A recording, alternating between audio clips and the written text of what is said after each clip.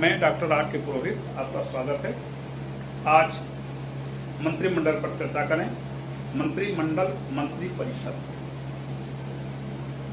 भारत में कार्यपालिका दो भागों में विभाजित की जाती है।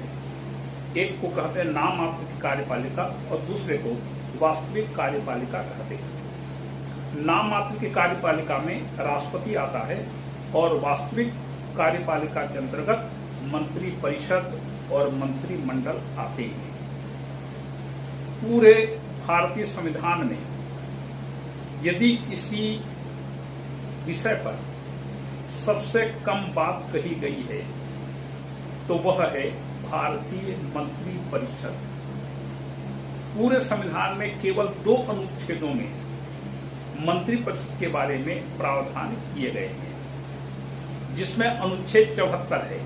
पहले अनुच्छेद 74 कहता है कि भारत के राष्ट्रपति को उसके कार्यों में सहायता एवं परामर्श देने के लिए एक मंत्री परिषद होगी, जिसका मुखिया प्रधानमंत्री होगा। ये मूल संविधान में ऐसा प्रावधान किया गया था कि राष्ट्रपति को उसके कार्यों में सहायता एवं परामर्श देने के लिए एक मंत्री परिषद होगी, जिसका मुखिया प्रधानमंत्री होगा।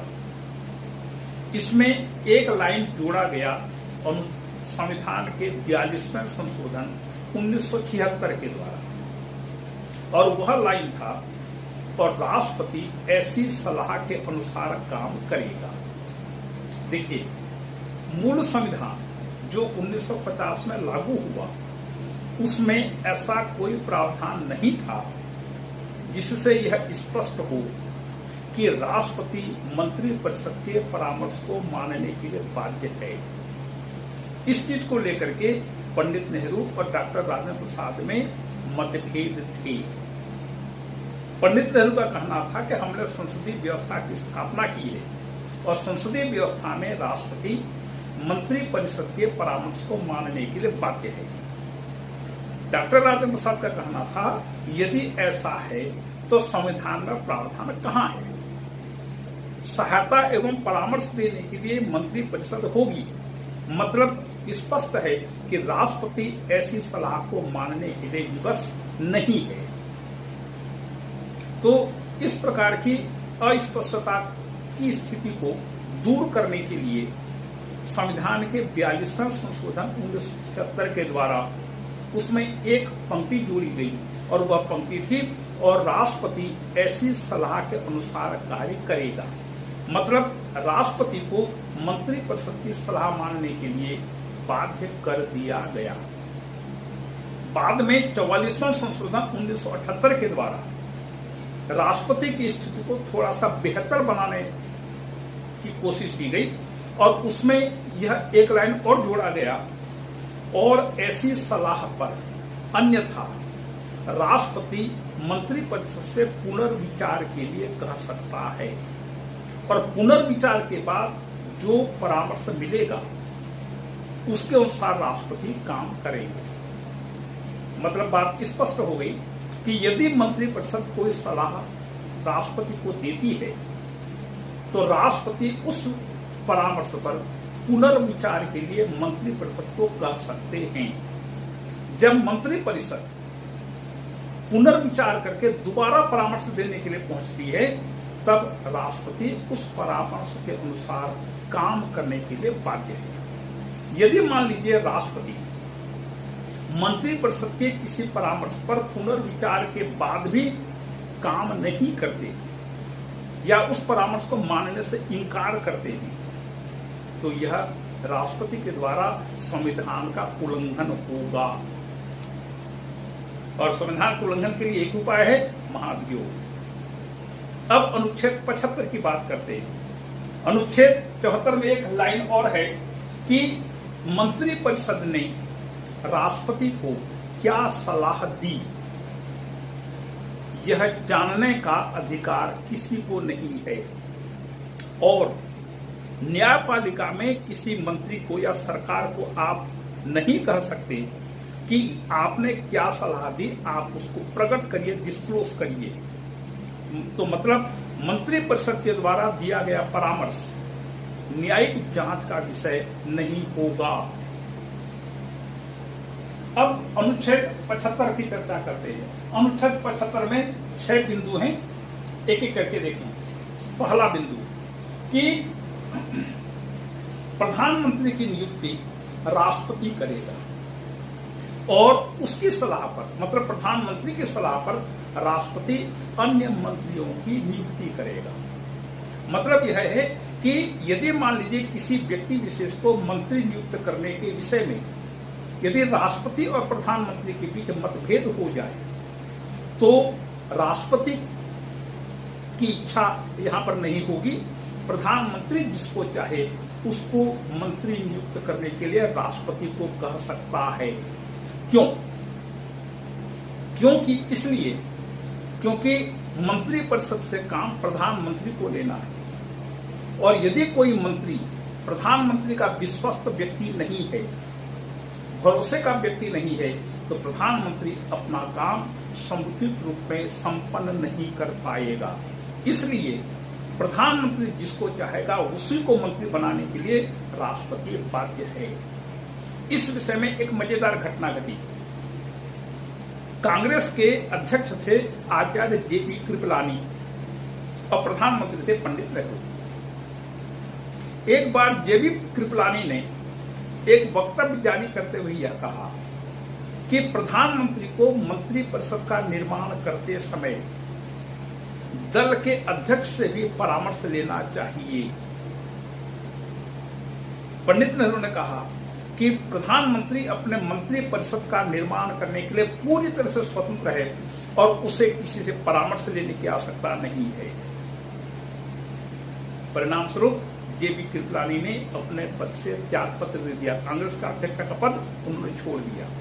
मतलब यह है कि प्रधानमंत्री किसी भी व्यक्ति को मंत्री नियुक्त करने की सिफारिश राष्ट्रपति से कर सकता है और राष्ट्रपति उसी व्यक्ति को मंत्री बनाने के लिए बाध्य है।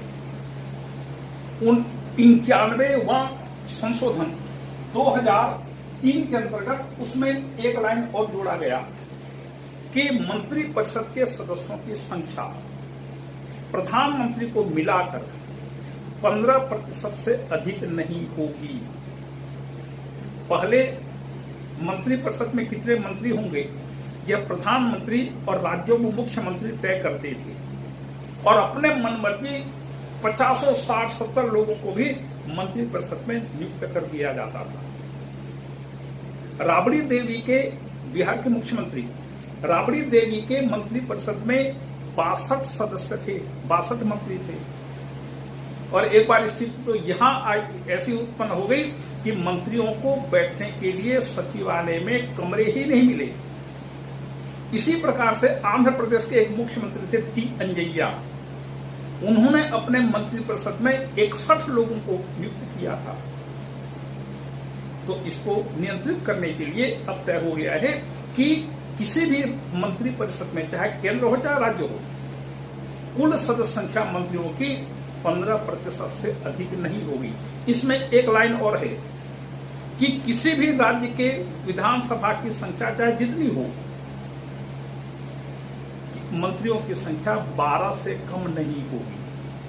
मतलब कि 12 से अधिक ही मंत्री होंगे, उससे ज्यादा नहीं। और 12 से अधिक ही मंत्री होंगे, लेकिन 15% से अधिक नहीं होंगे। अब दूसरा प्रावधान है कि मंत्रिपरिषद के सदस्य राष्ट्रपति के प्रसाद पर्यंत पद पर काम करेंगे, पद पर बने रहेंगे। मतलब जब तक राष्ट्रपति चाहे तब तक मंत्री अपने पद पर रह सकते हैं।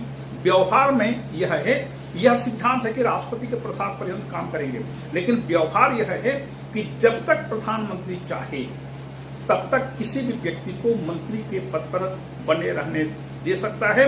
जैसे ही प्रधानमंत्री का कृपा पात्र वह नहीं रह जाता, प्रधानमंत्री राष्ट्रपति को कह करके उसे मंत्रिपरिषद से बाहर कर देता है।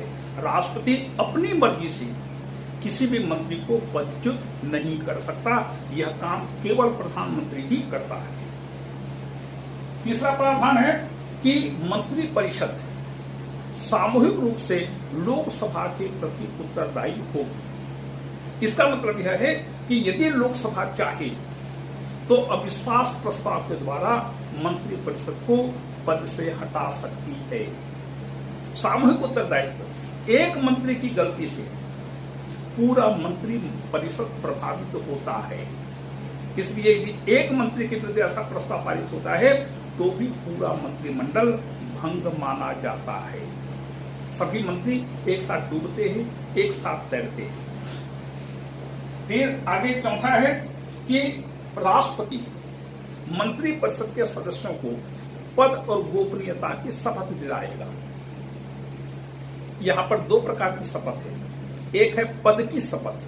पद की शपथ का मतलब है कि मैं अमुक अमुक मंत्री के पद पर रहते हुए संविधान का सम्मान करूंगा और अपने दायित्व से संबंधित, अपने पद से संबंधित दायित्वों का ईमानदारी से निर्वहन करूंगा। यह पद की शपथ होगी।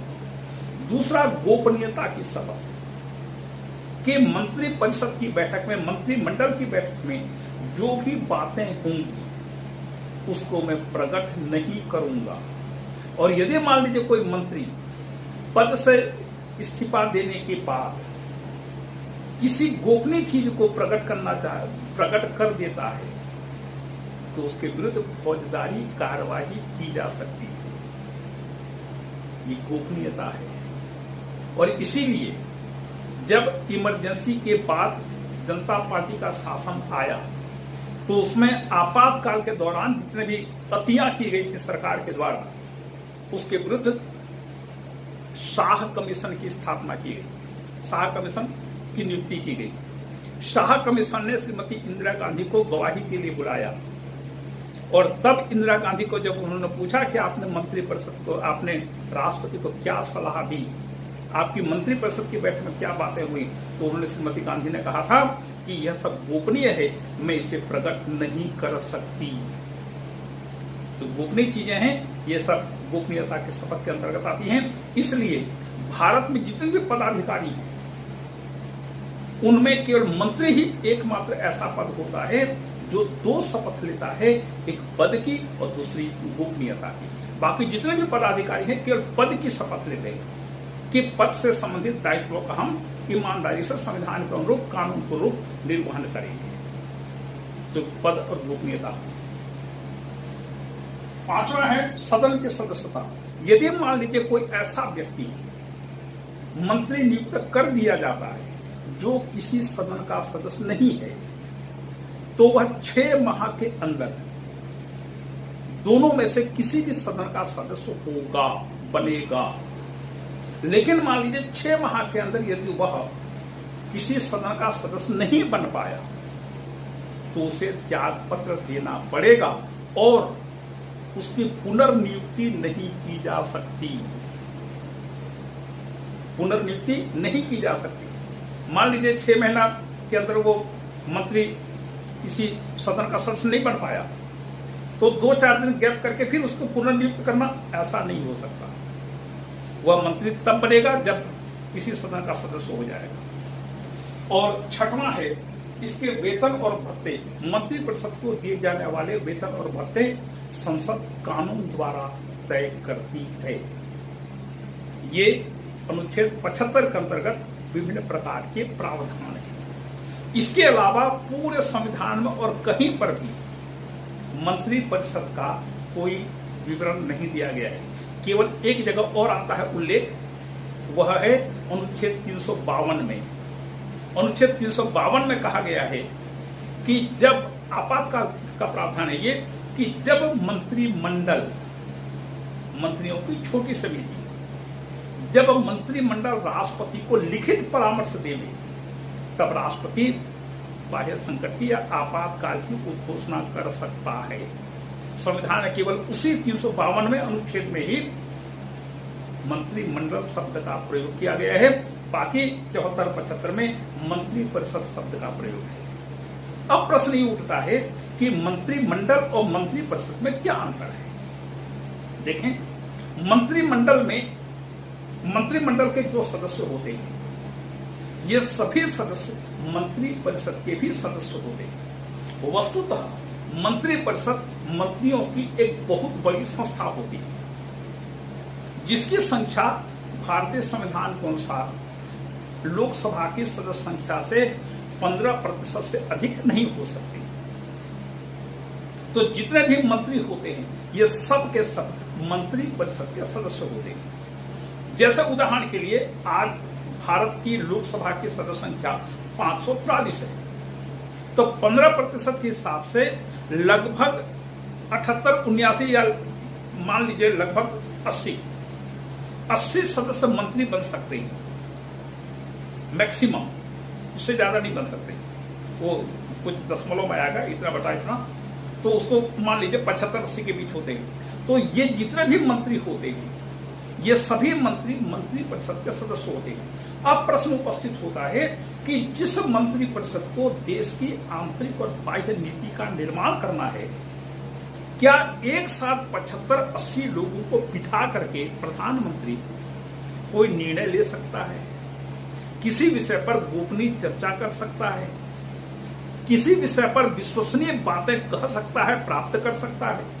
व्यवहार में संभव नहीं है। तो फिर इस मंत्रिपरिषद की एक छोटी समिति बनाई जाती है, इसे मंत्रिमंडल कहते हैं। ये जो मंत्रिमंडल होता है जिन्हें अंग्रेजी में कैबिनेट मिनिस्टर कहते हैं। तो ये जो कैबिनेट मंत्री होते हैं ये किसी न किसी एक विभाग के मुखिया होते हैं, राजनीतिक अध्यक्ष होते हैं, जैसे गृह मंत्री, रक्षा मंत्री, विदेश मंत्री, वित्त मंत्री।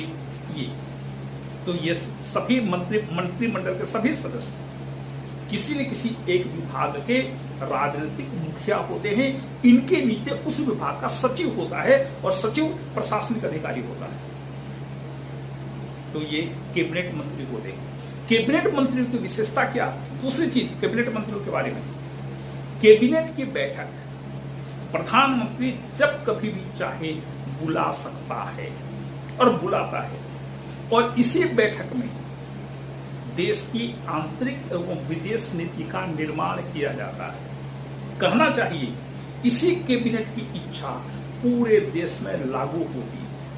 ये कैबिनेट के सदस्य ही हमारे देश के वास्तविक शासक हैं। इनकी बैठक प्रत्येक निर्णय के लिए, जो भी नीति हो सरकार की, इन सभी प्रकार की नीतियों का निर्माण इसी मंत्रिमंडल की बैठक में किया जाता है। उसमें केवल ये मंत्रिमंडल का सदस्य होते हैं और फिर राष्ट्रपति और फिर प्रधानमंत्री होता है। दूसरा है राज्य मंत्री। राज्य मंत्री मान लीजिए कोई छोटा सा विभाग है तो उसमें एक राज्य मंत्री का पद स्थापित कर दिया जाता है और राज्य मंत्री को वहां पर एक बिठा दिया जाता है, मतलब उसका कद 1 नंबर कम हो जाता है। यह भी हो सकता है कि मान लीजिए कोई बहुत बड़ा विभाग है, जैसे गृह मंत्रालय है, विदेश मंत्रालय है, ये वित्त मंत्रालय है, बहुत बड़े बड़े विभाग हैं ये। तो यहां पर एक कैबिनेट मंत्री पर पूरा भार डाल देने से वह ज्यादा, उस पर कार्यभार ज्यादा हो जाएगा। इसलिए एक राज्य मंत्री को सहायता के लिए रख दिया जाता है। सभी विभागों में नहीं होता, लेकिन जो बड़े बड़े विभाग है वहां पर एक व्यक्ति को, जूनियर व्यक्ति को राज्य मंत्री के पद पर नियुक्त कर दिया जाता है। अथवा कोई कम महत्वपूर्ण विभाग है, छोटा सा विभाग है, तो उसमें किसी व्यक्ति को भी स्वतंत्र प्रभार देकर के राज्य मंत्री के पद पर नियुक्त किया जाता है। यदि मान लीजिए कोई राज्य मंत्री किसी विभाग का प्रभारी है, राजनीतिक अध्यक्ष है, मुखिया है, तो वह मंत्रिमंडल की बैठक में बुलाया नहीं जाता। लेकिन मान लीजिए उसके विभाग से संबंधित किसी विषय पर चर्चा करनी है तो फिर उस राज्य मंत्री को प्रभारी होने के नाते बुलाया जाता है। और तीसरे नंबर पर आता है उपमंत्री। उपमंत्री जूनियर लोगों को बनाया जाता है जो कैबिनेट मंत्री की सहायता करते हैं। तो यह संभव है कि जैसे गृह मंत्रालय है, गृह मंत्रालय बहुत बड़ा मंत्रालय है, पूरे देश की शासन व्यवस्था को देखता है, पूरे देश की व्यवस्था को देखता है। तो गृह मंत्री, कैबिनेट मंत्री, फिर गृह राज्य मंत्री, फिर गृह उपमंत्री, ऐसा संभव है और ऐसा हमारे देश में कई बार हो चुका है। तो इस प्रकार से मंत्रिपरिषद में 3 प्रकार के मंत्री होते हैं, इसके ऊपर प्रधानमंत्री होता है। इस 3 प्रकार के मंत्रियों और प्रधानमंत्री को मिलाकर के मंत्रिपरिषद का निर्माण किया जाता है। इसके अलावा प्रधानमंत्री चाहे तो वह संसदीय सचिव भी रख सकता है।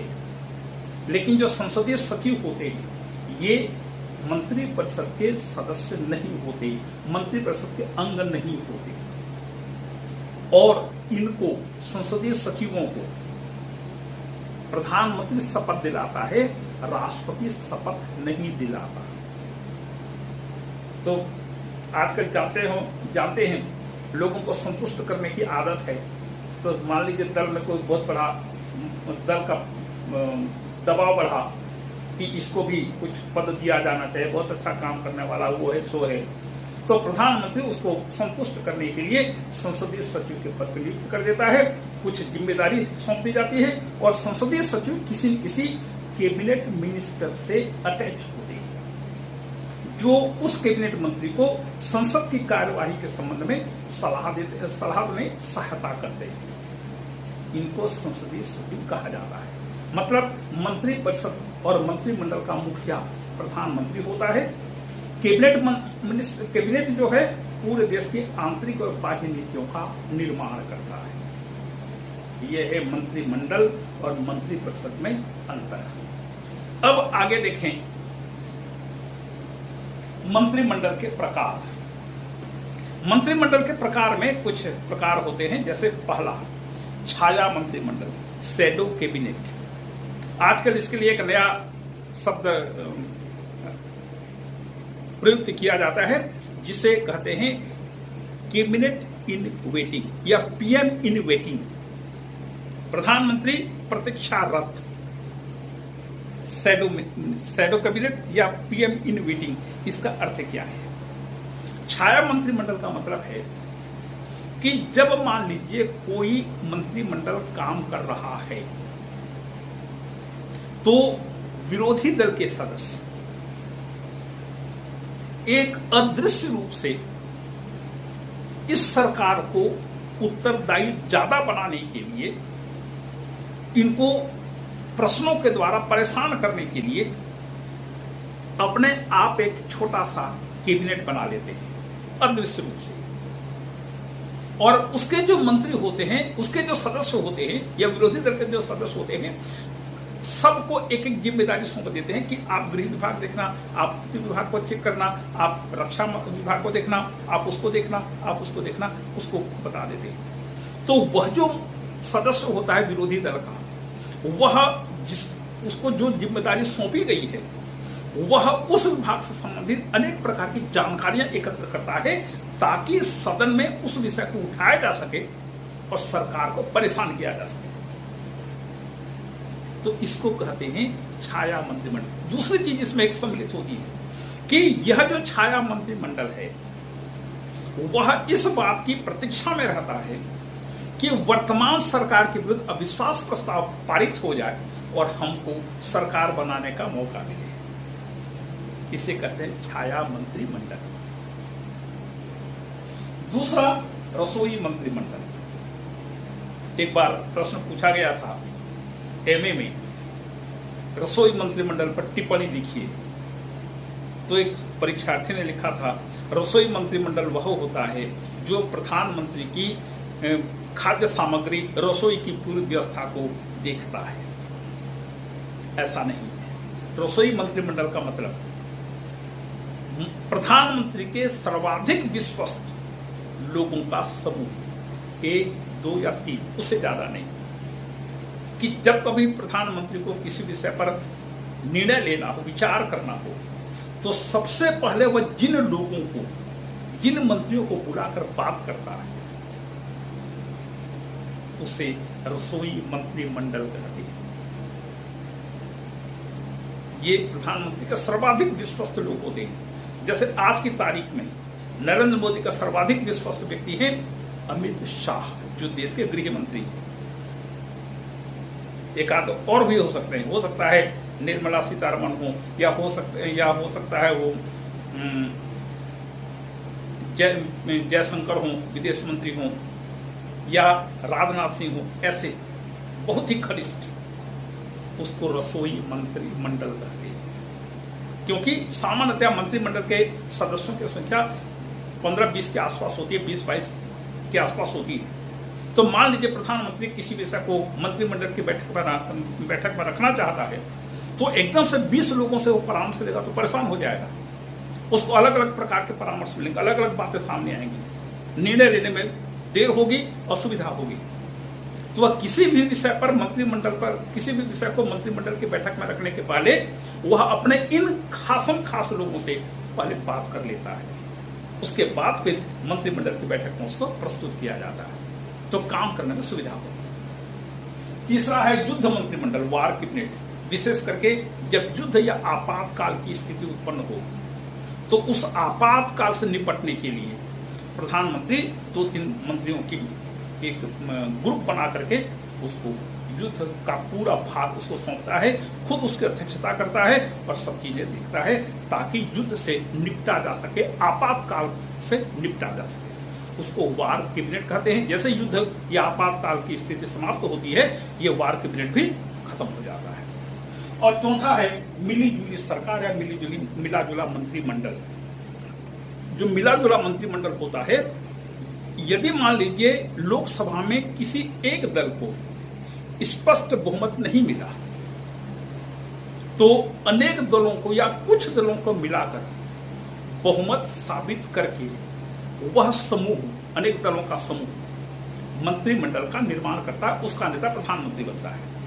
तो जिस मंत्रिमंडल में, जिस मंत्रिपरिषद में एक से अधिक दलों के सदस्य होते हैं, उसे मिला जुला मंत्रिमंडल या मिली जुली मंत्रिपरिषद या मिली जुली सरकार का नाम दिया जाता है। जैसे 1977 में मोरारजी देसाई की सरकार, जैसे 1989 में वीपी सिंह की सरकार, चंद्रशेखर की सरकार, उसके बाद फिर एच.डी. देवेगौड़ा की सरकार, फिर आई.के. गुजराल की सरकार, फिर आगे चल करके अटल बिहारी वाजपेयी की सरकार, ये सब मिली जुली सरकारें थी। आज की चर्चा यहाँ पर समाप्त होती है। इसके आगे की चर्चा अगली बार करेंगे। आपको धन्यवाद।